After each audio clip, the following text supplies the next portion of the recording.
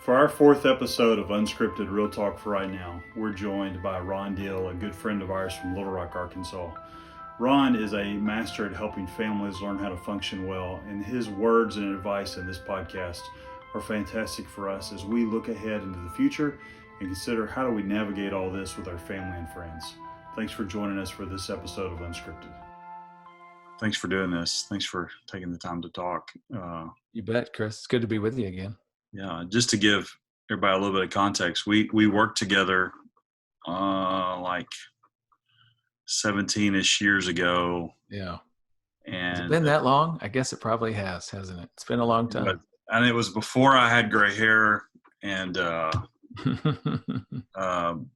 and I had not been married too terribly long, and you and Nan were so good to us, and hold you guys in just the highest regard, and so thankful for your life, for your ministry. So, hey, as we get started, will you kind of catch us up on what you're doing and tell us about your family? Yeah, you bet. So Nan and I have been married for 34 years. We now live in Little Rock, Arkansas. We have 3 boys. Our middle son, Connor, passed away when he was 12. He was born in Jonesboro. Our youngest son, Brennan, was also born in Jonesboro, and he's now 21. Our oldest, Braden, is 25, about to be 26. And so, we just walking with the Lord as best we know how. Nan's a teacher. I work for Family Life, which is a large international marriage and family organization that's got a footprint in over 100 countries around the world, as well as does conference events and national radio broadcast and different things here in the United States. And I just have the privilege of leading the Blended Families division of that ministry. So I get to do marriage and family education from a parachurch standpoint on a regular basis. And I really enjoy it. It's a lot of fun. 2 things about what you just said. I know you've written a few books. Mm-hmm. A few. Yeah. Tell us about I've written 8 books. You've written 8 books now? Yeah, I'm working on number 9. Contributed to another 8, and probably have another half dozen resources and video curriculum and different things that are published materials that are available. Okay, so if anybody wants to check those out, learn more about your stuff, where do they go? Well, there's there's a million places you can go. You can get books anywhere books are sold. They'll be available, whether Amazon or Barnes & Noble or FamilyLife.com is of course, the organization that I work with. My personal website would be rondeal.org, and you can find information about my podcast, articles, curriculum, resources, online training. All of that's available through those sites. So a lot of that I've used and seen is just excellent, and I referred a number of people to your work. So thank you for that. And yeah, thank you. I got to point out one thing. There's a piece of art right behind you. I believe that's Connor's song back there. Right there. Our giant Lego that we built in honor of our son Connor. This sits in Ghana, West Africa, and it serves children who had been trafficked and then rescued and now raised by a nonprofit called the Touch a Life Foundation. And so this is their place of fun and creative arts, called the Connor Creative Arts Center. And so it's really a place of healing, as well as an educational opportunity for them. And we're just thrilled to go every year and spend time with the kids and just have a small role in what that place is. I will brag a little bit. This art center, we created a giant Lego, people started hearing about it. And our designer, who used to be on Extreme Makeover Home Edition, was the lead designer for that TV show for about 7 years. She's gone on now and designed 3 other art centers in different places around the world, 2 in Cambodia that minister to girls rescued out of sex trafficking, and another one in Honduras is kind of in the works. And so it's just been fun to be a small part of that and see Kim take the idea and go other places with it. So it's really cool how you guys have taken that and run with it and been a blessing to people literally all around the world in the midst of a really difficult season in your life. Well, you have a choice when you have loss, significant loss. You ultimately you have to find something to do with yourself.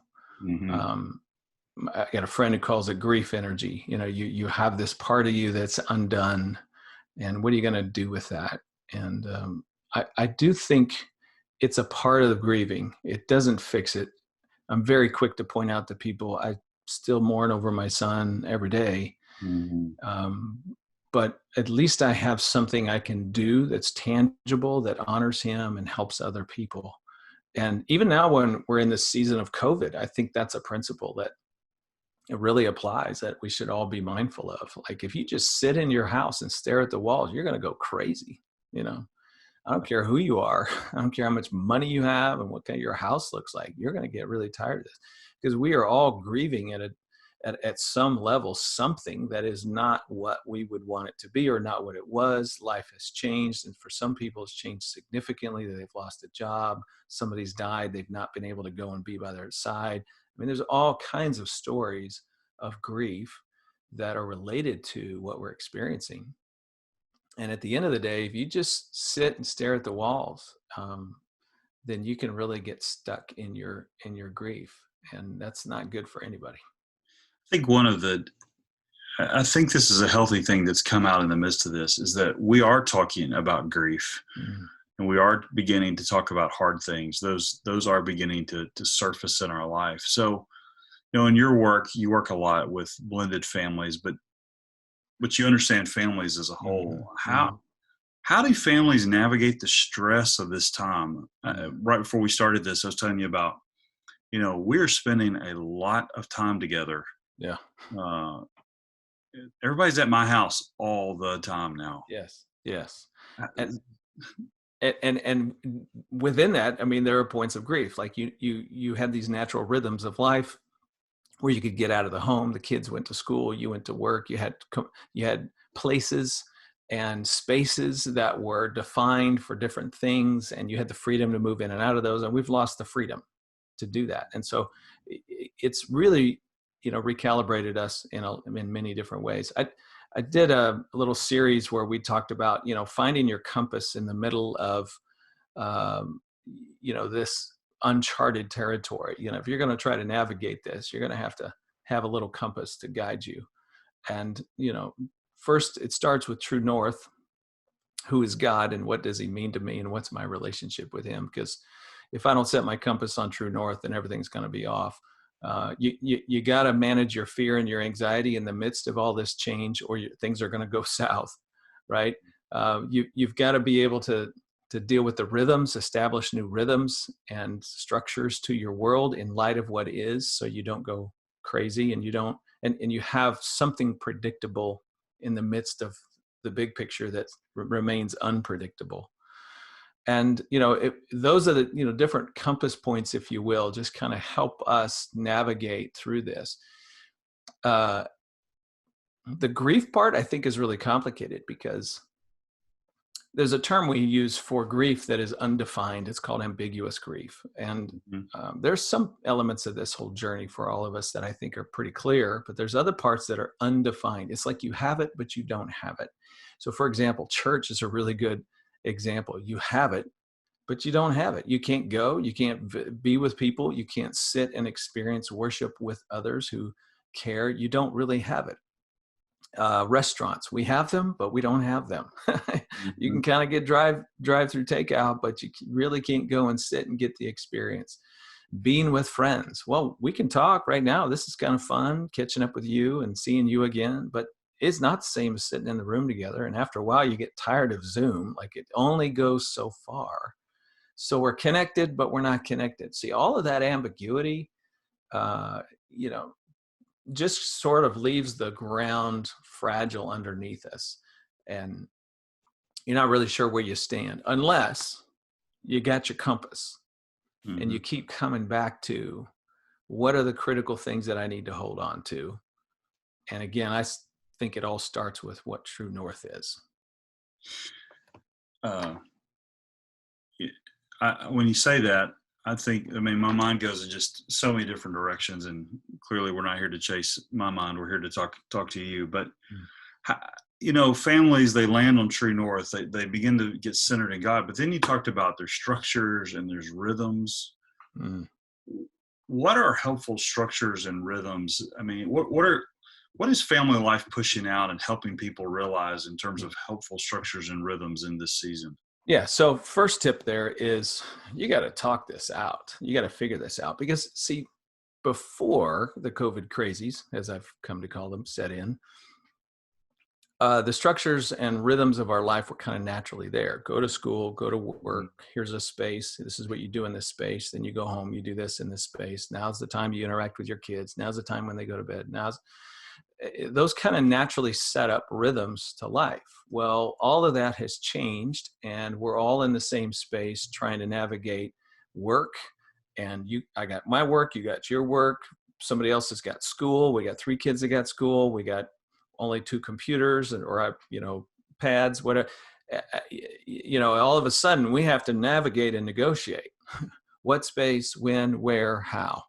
And by the way, I think one of the overarching little guidelines you give yourself is we are not going to be as efficient during this season of life as we want to be, as we would normally be. Sure. And you cut yourself a break. I can tell you, talking to my wife, who's a teacher, who's interacting with parents a lot and teachers a lot, one of the things that it was a problem early on, and I kind of think people have begun to relax into this now, is that they had standards for their children to continue school at home, just like they would get if they were going to school. Like, that's not going to happen, Right. right? Cut yourself a break, cut your kids a break, find what is manageable, negotiate time, some space, and do something constructive. They need to learn. Yes, but then let it go. And I think that's even true for us in work climates. Hmm. I've tried to reduce what I expect out of myself, out of my team, out of people, and some things you can't drop, but other things it's just going to be all right. And so it's those kinds of things that you give yourself. It may feel artificial in terms of a structure or a rhythm, if you will, to how you're going to do your day, but at least you have something to expect from one another. Nan and I, every morning since this whole thing has started, have sat down and looked at our calendar for the day and said, what do you got going? When do you need quiet in the house? When do I need to step out of this space into that space? How do we work together? And we're having to do that on a daily basis. And because we stepped on each other's toes a few times when we first started into all of this, and it's like, oops, sorry, I apologize. What are we going to learn from this? I think by now, most people have figured out some of those rhythms, some of those structures to their life. But I also am aware, as I've interacted with people, that for some, it's like, yeah, but I just didn't think it was going to last this long. Yeah, good point. And today is like for me, it's week 9 that I've been at home, kind of stay at home under that mandate, not going to the office, all that kind of stuff. And it's like, boy, is this getting old? That's bringing a new level of anxiety to this. It's like you can do anything for a while, but is this going to be the new rhythm of our life? Mhm. Like, how long do we have to stay here? And I'm getting tired. And so I think that's brought this fresh anxiety that I'm going to have to talk through this, work through this, and figure out the rhythm in this all over again.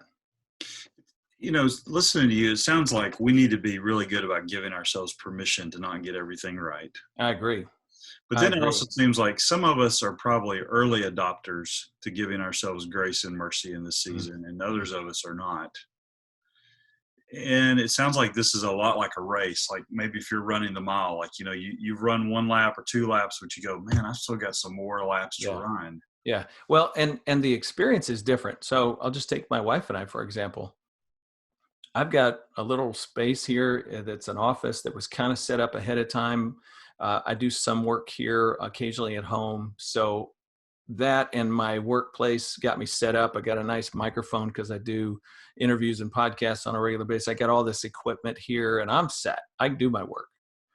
My wife being a teacher, teaching kindergarten, 5-year-olds over the internet. Like, what is that? Mhm. How does that work? Not really. She's really an IT consultant now. She's helping parents be the teachers, which is not why she became a teacher. It's not her passion. It's not her joy.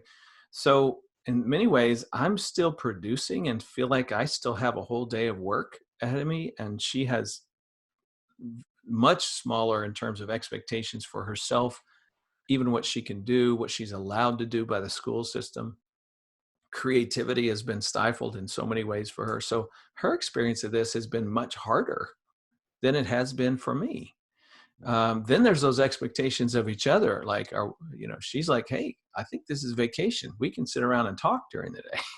I'm like, I can't do that, Yeah. but can we carve out moments where I could do that? Well, that's required something of me in this, that I've had to say, you know what, I'm going to have to let go of, change my expectation about, so that I can be sensitive to her and minister to her even within this. So within any given family, you got a family of 5, you may have 5 totally different experiences of how this is going. Somebody's enjoying the fire out of this. It's a blast being at home. Yeah, it's just else is miserable. Right. It is constant give and take. Even like recording this, Polly, my wife, just a little while ago reminded Isaac, hey, Dad's got something he's doing this afternoon. Mm-hmm. And our internet's been a little sketchy. And so there have been times in the past few weeks when I've done this where we're like, turn off all the devices. Dad gets all the internet. That's right. Well, the boys don't like that because they've got things that they want to do. Yeah. That that requires bandwidth, and Dad's talking it all, but that's what I'm talking. Jesus, and it's okay. And that's the thing I'm talking about. That's negotiating spaces and rhythms and needs, and that's a daily conversation for an awful lot of people. And I do think you begin to recognize there's a new normal in this. If you're like me, I was a kind of a slow adopter to this. I mean, there was a measure of denial in me, like, yeah, this is going to come and go. It's going to be okay, and you settle into a routine. And then after a couple of weeks, you're like, no, I think this is hanging around. And wow, this is getting whoa, okay. Looks like this is the truth now. Mm-hmm. You have that sort of weird emotional experience with what's happening. And eventually you kind of settle into it. I'm really wondering about how this is going to change us. I mean, I think some people will go back to life without skipping a beat, just step right back in where they were. I think there will be some people that will be changed forever, and they will always have something different. Maybe it's just one element of their life, but something will be pretty significantly different for them beyond this. I think it'll be interesting to see how that pans out. I do think that some of us will be recalibrated in terms of what we think true north is. We will have been reminded that relationships are important, that God is important, that we will be a little less obsessed about things that don't really matter. Mm-hmm. And then we will focus on stuff that does matter, right? I mean, I think that will be true. I think this is a great time for all of us to be asking, what am I learning in all of this? Yeah. And what am I going to take away from it? And be reflecting on whether I'm going to be somebody who grows from this or just somebody who goes right back to where I was. You've written extensively about blended families and the ups and the downs mm-hmm. that come with that. What are the things that make this season unique for blended families, or maybe what are kind of things blended families need to be aware of in this season? Yeah, well, I would lump in some other folks, single parents, anybody who has a child who's supposed to be moving back and forth between homes, for example. That, we did a Facebook Live not too long ago where I talked about just co-parenting and some of the challenges, and even had an article published in U.S. News and World Report over this because, legally, co-parenting standards and whatever your divorce decree says is still in play. But how comfortable do you feel about sending kids to another household? Maybe their practices in terms of what the CDC is asking people to do are not the same. Maybe they're not taking this seriously. We've heard from a lot of people, and that's the case. And then they don't want to send their kids, or they don't want to have the kids come back because then they're exposing this household. Mm-hmm. Or maybe you have one parent saying, a bio parent saying, yeah, I want my kids coming back. And the step parent's going, no, because they might bring something to my kids. And now you have this little rift going on between the couple over safety issues. So, this is pretty serious stuff. And so I think that, the nuance there is you strive to have a decent conversation with the other household, the other parent, your co-parent, whatever you want to call yourself, and say, all right, what's safe for the kids and what's safe for all of us? And how do we take care of one another? If we can't agree, we're going to fall back on what the CDC says to do. Let's try to be as reasonable about this as we can be. But I do think I've talked with people that have had circumstances where they've had to say, no, kids, I won't be able to see you until this is all over. One guy hadn't seen his kids in 6 weeks, and it's just killing him. Yes, he can FaceTime with them. Yes, he has regular technology contact with them, but that's not the same as hugging your child before they go to bed at night. And so it's just that hard. We're going to have to do the best we can and love each other through this. And I think most kids, unless they're really young, they understand. They can get their head around this, and they understand that it's affected a lot of things in our world. And so everybody knows it's temporary, we think. So there's those kinds of things to be mindful of. I think another one for blended families is, and this principle also applies to some other families as well. In fact, one of the things I've been saying to blended families is, look, the whole world is experiencing what you experience right now, every single day of your life. Social distancing, it was the response to, all right, our world is a little unsafe. We feel a little threatened, and we don't know what to do about it. So we're going to retreat back to the places and the people that are the most comfortable, most safe for all of us. All right. That's social distancing. Well, that happens in a blended family on a pretty regular basis. Like today, I'm still trying to move toward you, but at the same time, I'm uncomfortable with this new relationship. And so I'm pulling away from you.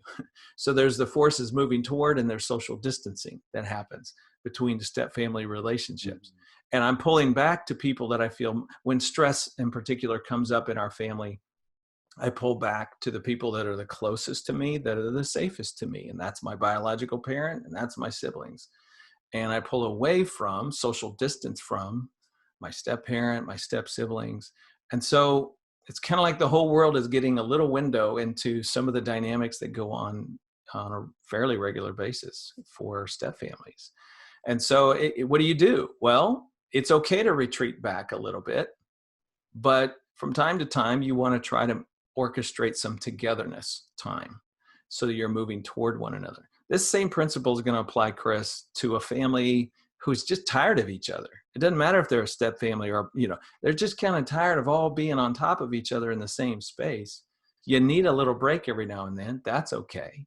If we have a little conflict, is it okay to have a little time where we pull back and we don't necessarily have to jump in and fix it right away? Yes, I think that's okay to do. You don't want to avoid it forever.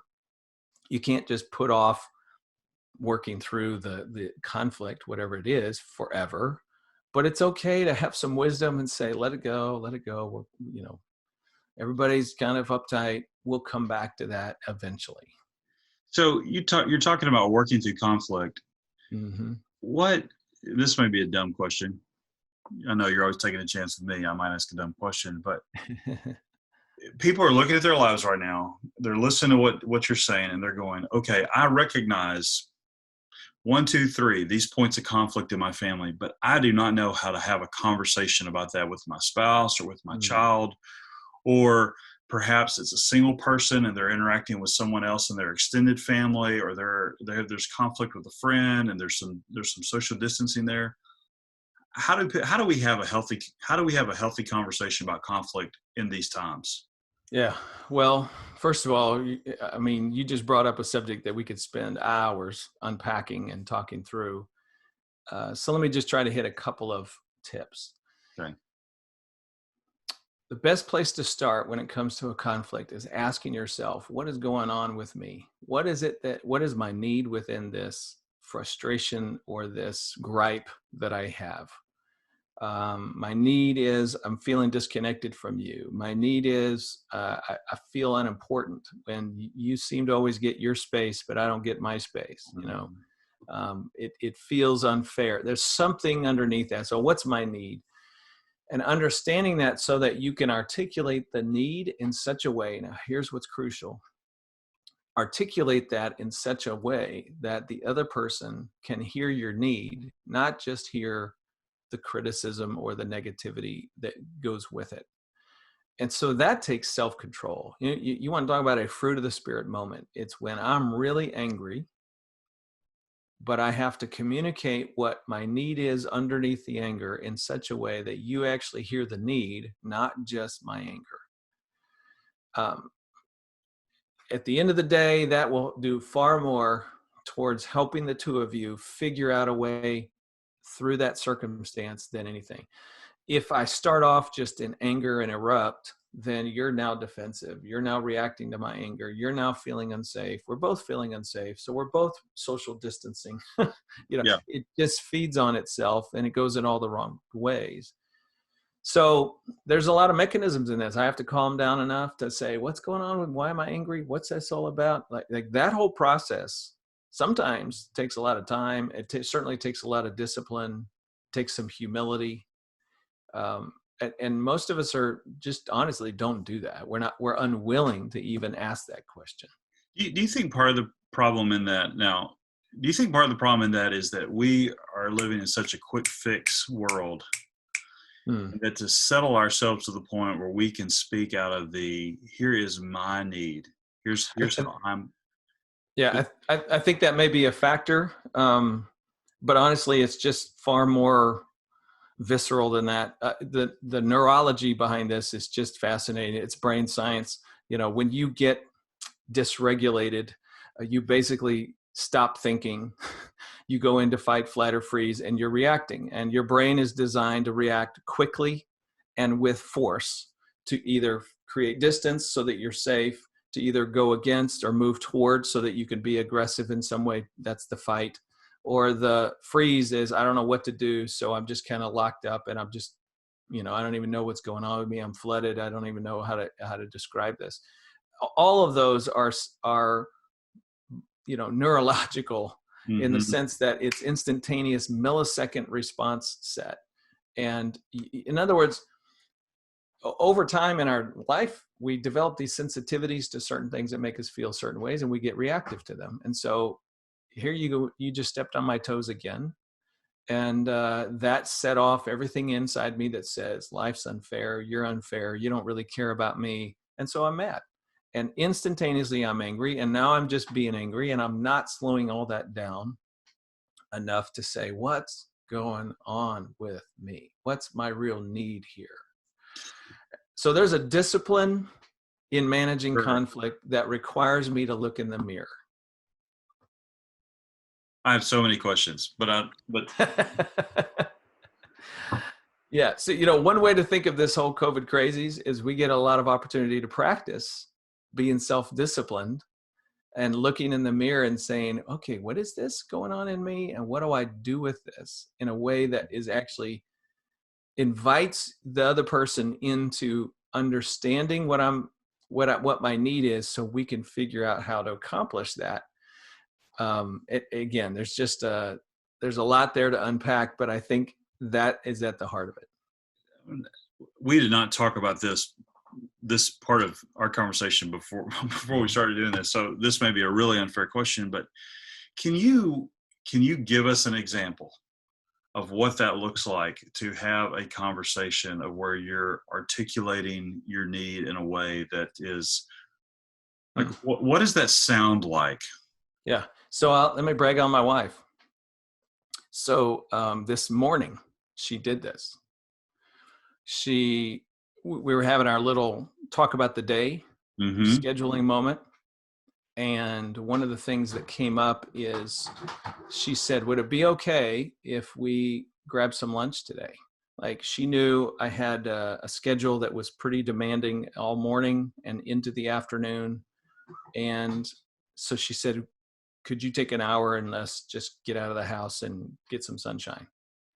And I said, man, I don't know. And she just saw that look on my face of distress, like, oh, you don't know what I have to get done.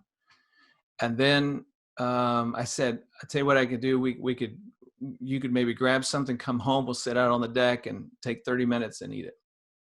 And she was like, oh, okay. I was kind of hoping for more than that, but all right.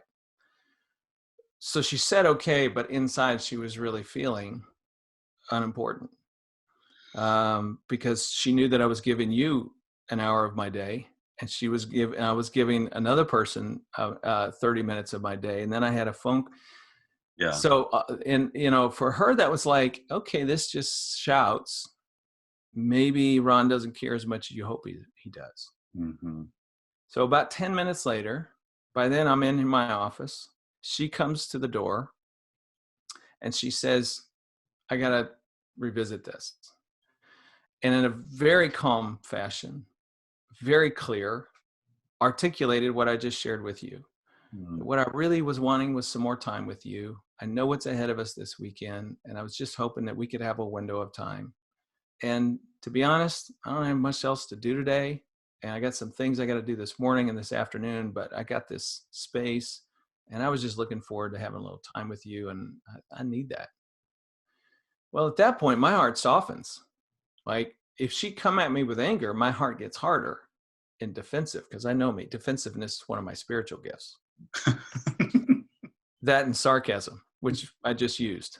So she, and I'll probably I know that one well. I'll use that one again, by the way.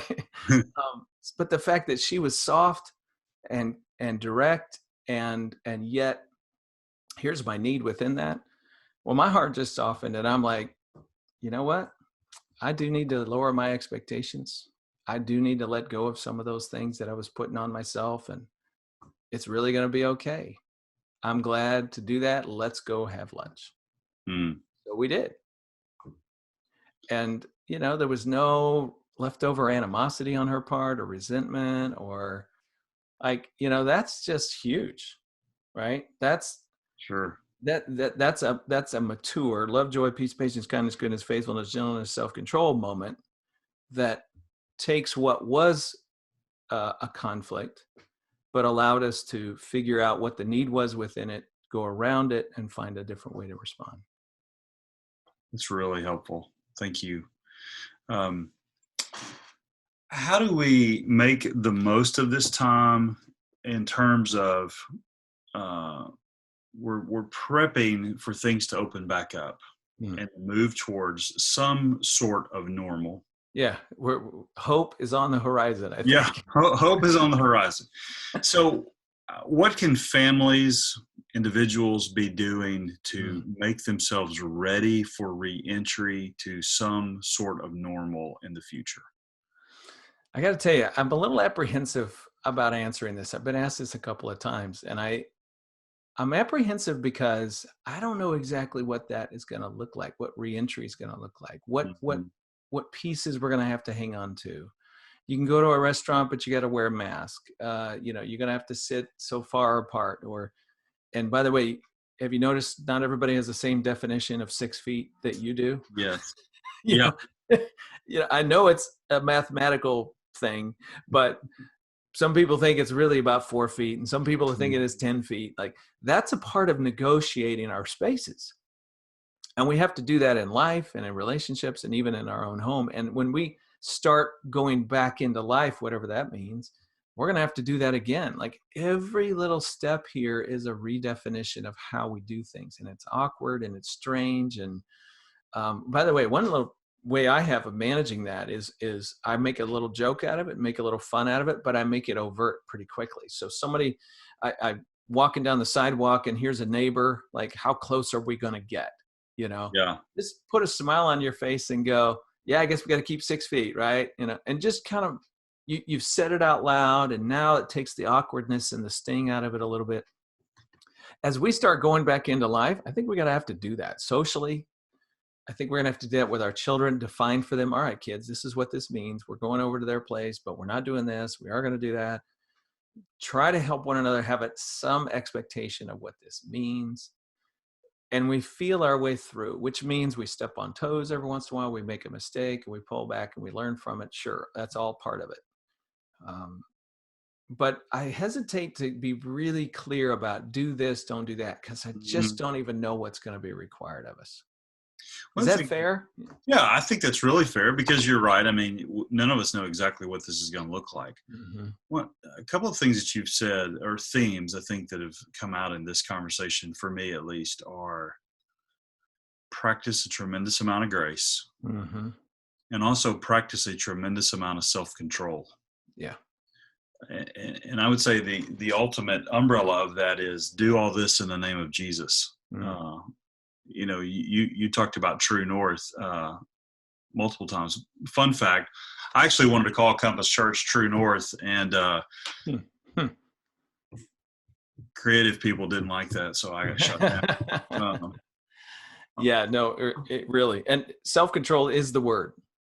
I mean, just about a week ago, I hit a wall. I don't know that I could explain. I was trying to share with my wife later that day, like, I don't even know what was going on. Like, I had to talk through it to figure out what was happening. It turns out there was some work pressure. There were some deadlines. There were some things that were not happening right. I couldn't get to the right people because we're working over the internet. I didn't have the information I needed, couldn't get the job done, really frustrated. Add to it, this room got hot, I'm not in the right space. There were 3 or 4 little things that were just, and I was just tired of working at home, sitting in this same chair. And I hit a wall, and it was like, I don't know what I need, but my blood pressure's up. I need to go for a walk. I need to get outside. I need to kiss the dog. I don't know what I need to do. I need something right now different from what I have. That is self-control. There's no other thing to call that except that is a self-control moment. I think a lot of us walk around in life. Here's one cultural comment that I'll make. I think our world expects everybody else to make my life so that I don't have to feel those feelings. That is not going to happen. That is not the way the world works. It is my job to deal with me in that moment, bring it to the Lord, say, God, help me with this, and put on some self-control. I want to be really mindful of our time because I know you squeezed this in the middle of a variety of things. So 2 questions as we wrap up. All the scientists say that, well, I should say, many scientists say that there will be a second round of coronavirus this fall, winter.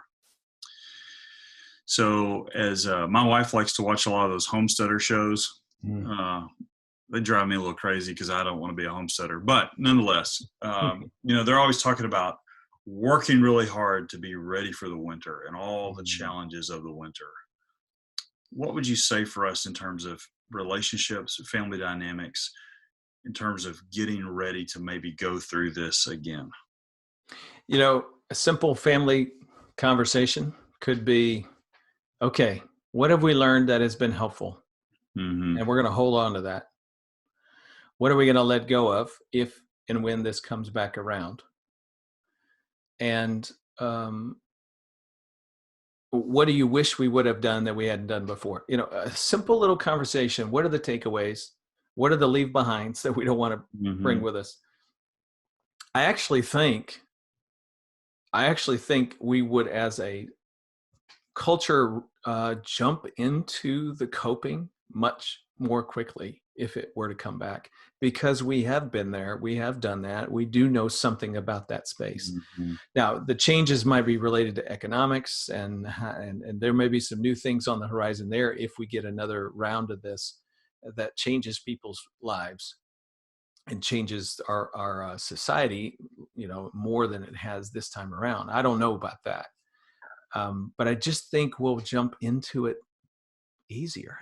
As odd as that is, there's something about having experienced it before that does make it a little easier the second time around. Fears won't get out of line. Our anxiety, fears and anxiety were running really high at the beginning because nobody knew what we were dealing with. Right.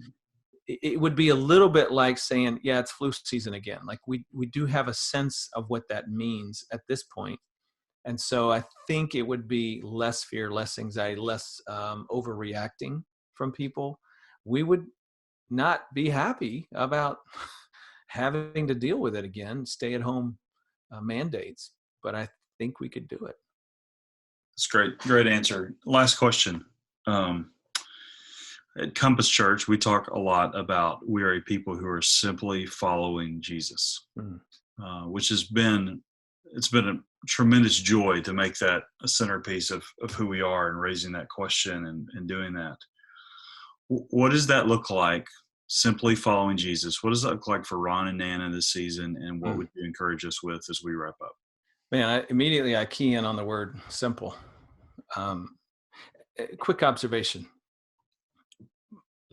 My wife, in interacting with her students and families and other teachers and the kids, one thing positive that we've seen come out of this is that people have gotten a little more simple in how they do life. Mm-hmm. All of us have gotten more simple in that we're not running ragged to this activity and that activity and 6 things for the kids.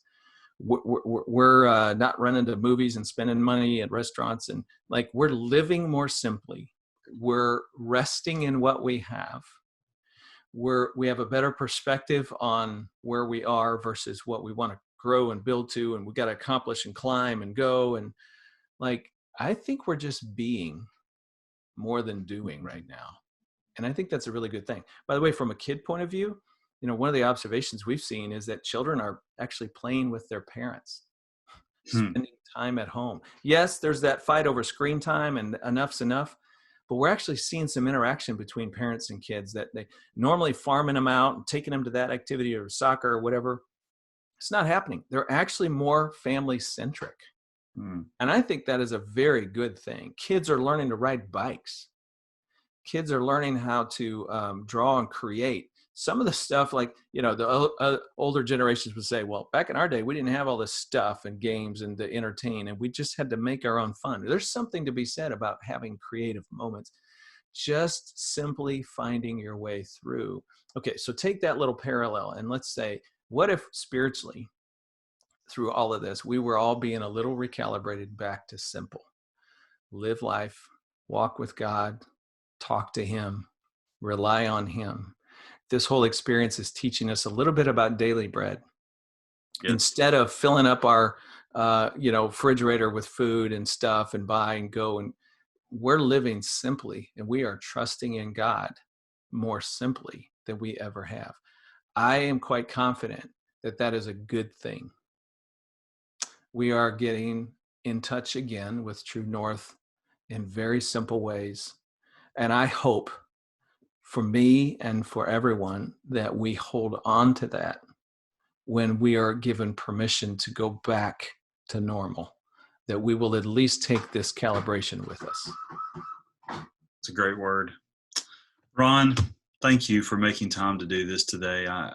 Glad to do it. It's good to see you again, buddy. Good to see you again. Thank you to you and Nan for your ministry and what you've meant to our family and how you've encouraged us. And right before we came on, I was just saying everybody needs a Ron Dill in their life.